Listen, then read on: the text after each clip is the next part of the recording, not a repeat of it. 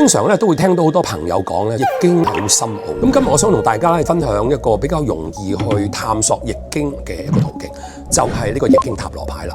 易經塔羅牌基本上咧就係一副圖像牌。我哋都聽過咧，易經有64卦，就係我哋所講嘅64種生活嘅情景啦。而每一個卦象咧都代表咗一種生活嘅智慧嘅。我哋日常生活入面咧，經常都會面對好多問題。未來嘅前景係點啊？如果我做生意嘅，夏天、秋天個生意個景象會係點樣咧？咁我哋抽一張牌咧，通過圖像嘅世界去反射，就幫助我哋咧做咗好多 prediction。當然亦都有一個好重要嘅咧，點樣用易經嘅智慧去探索一啲解決問題嘅方案咧，都可以通過抽牌俾到我哋好多嘅答案嘅啟示。通過圖像世界嘅演繹咧，大家會發覺學習呢個學問咧會更有趣味性。一路咁樣去玩嘅時候咧，大家多咗好多途徑去練習啦，幫自己問啦，亦都幫你嘅朋友去問啦，咁自然咧就會係熟能生巧。圖像入面嘅智慧嘅意思好容易入咗我哋嘅腦海入面，所以好誠意推介大家可以通過易經塔羅牌去學習易經入面嘅智慧，或者幫助我哋去探索